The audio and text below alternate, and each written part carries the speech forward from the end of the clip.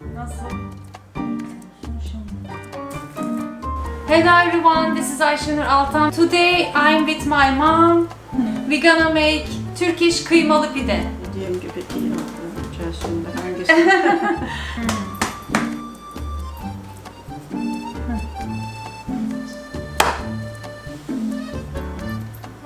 Yarış var. Okay, we have our dough ready. Let me show you how I made it.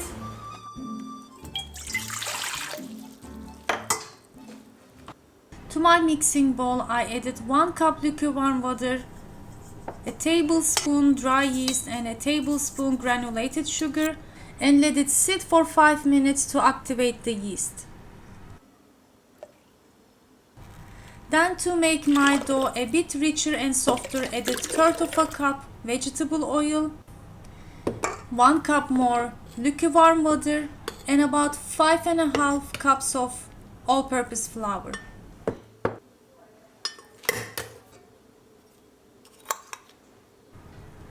Added 2 teaspoons salt and began to knead my dough.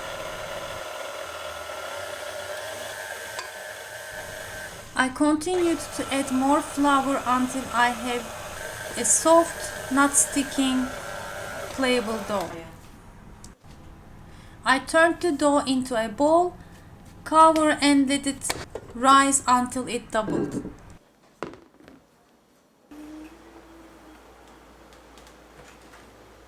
It is already risen well and I punch it down. We are gonna shape it. Here we have 2 minced meat topping. The one with cooked my mom's style and the other one is uncooked, like a bakery style we can say. She's gonna make the half and I'm gonna make the half. We'll see how it's gonna taste and the shape is different. Let's begin.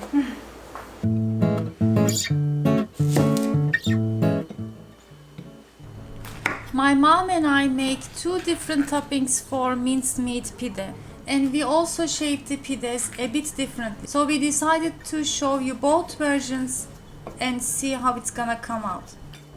In total we have 400 grams ground beef, 1 onion, 1 egg, 2-3 sweet green peppers, 1 red pepper and couple of cloves of garlic. I'm going to cook the half of the ingredients as my mom directed. First we're gonna saute the onion in vegetable oil. Meanwhile, I'm gonna finely chop the green and red peppers, tomato and garlic.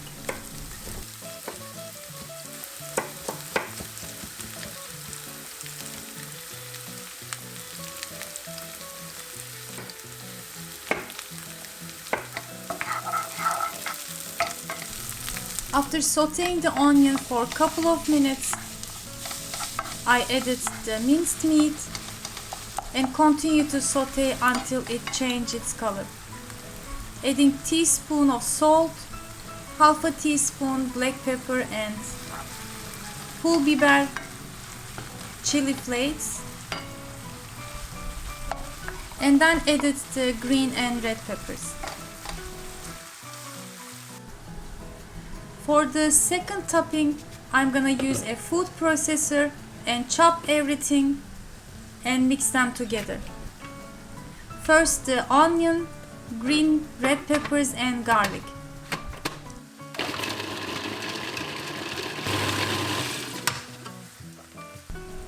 Make sure you have some bigger pieces, you don't want to over process it. And then add the tomato and finally the minced meat and spices. Again some pul biber, chili flakes, black pepper and salt.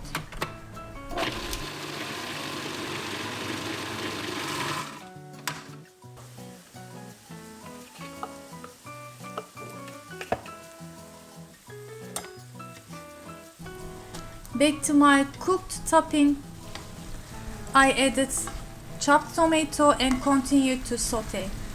Meanwhile, my mom suggested that sometimes she adds chopped mushroom to the filling, and I had it already in the freezer, so I decided to add some.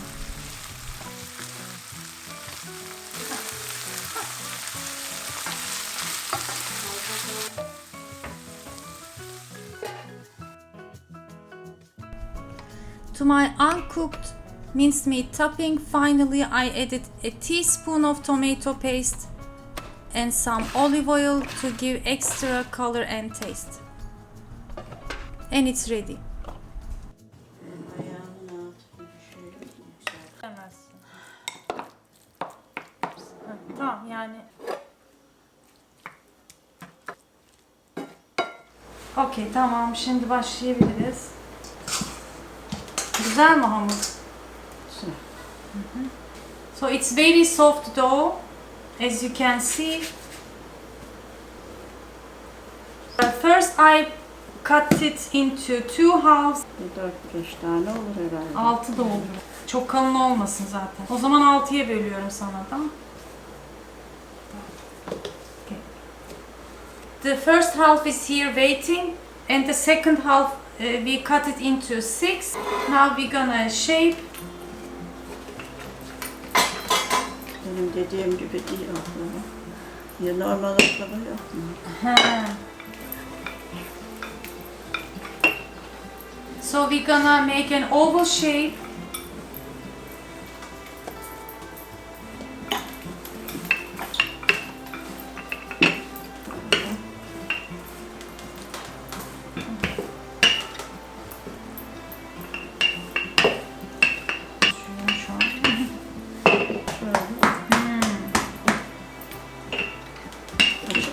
İncelik.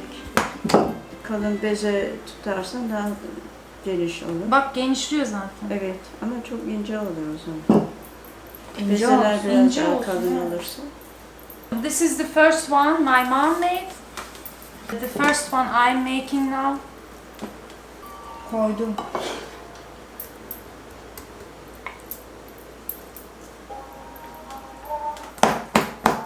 Looks nice.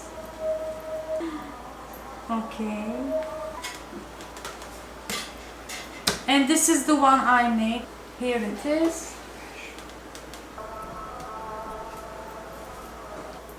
Olur. Tamam. Ona göre ayır yani. Tamam. Yine çek kendini. Çok değil mi? Hı hı. Bu ortada.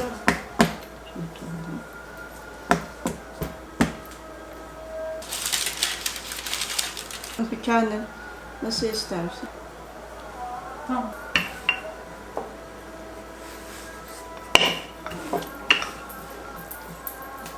Baktım ben.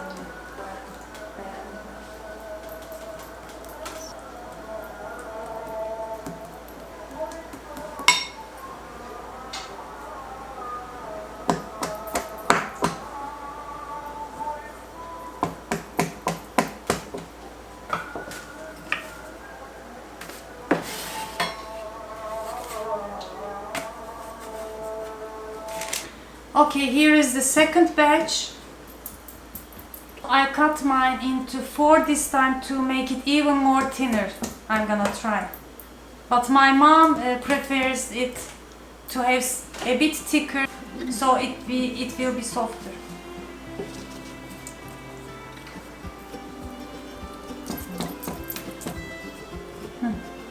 Üstüne yoğurt sürüyorum. İster yumurta ister yoğurt. Tamam. Kızarır. My mom's pides are ready. I'm gonna continue to shape mine and then we will bake. Olmaz. Cevizleri buzdolabına koydum. Kurtlanmış sıcakta.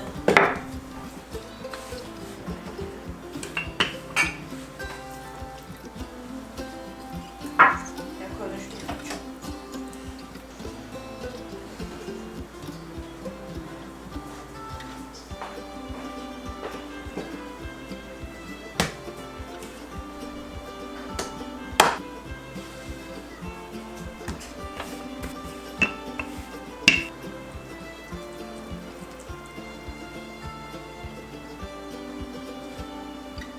So we shaped our pides. Here we have 1 egg yolk, some olive oil and yogurt. We're gonna mix and then egg wash the sides of the pides. My oven is preheated to 220 Celsius degree. It is hot August 1st, but we are okay, alhamdulillah.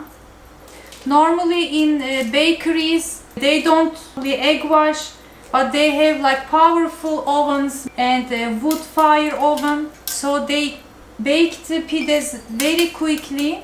But in our case, we don't have that much power, so that's why we made the dough a bit richer by adding some olive oil to the dough instead of making only with yeast, flour and water.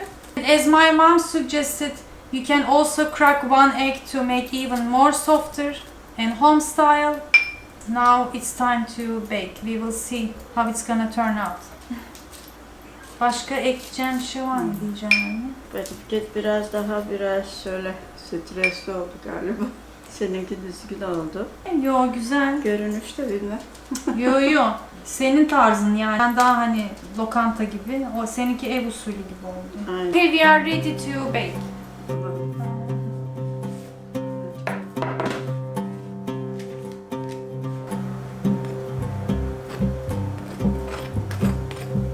This is the last one. I'm gonna put this here.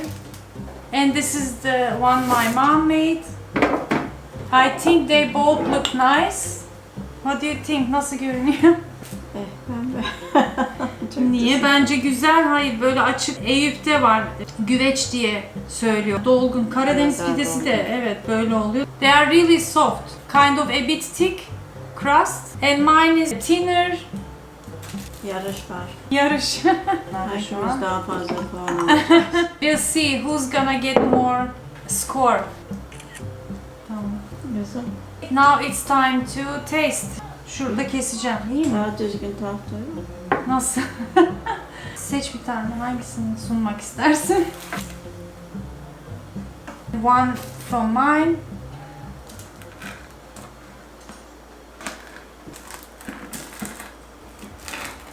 İnce olunca daha çıtır oluyor. O yüzden ben hamuru az şey yaptım ama seninki de yumuşak. Şuradan başlayalım. Zeynep'e suratıma. Bismillah.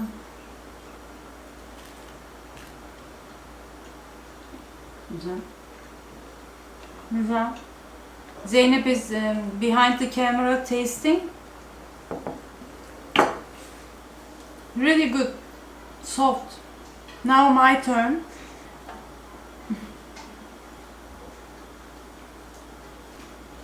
İkisinin de farklı tadı var.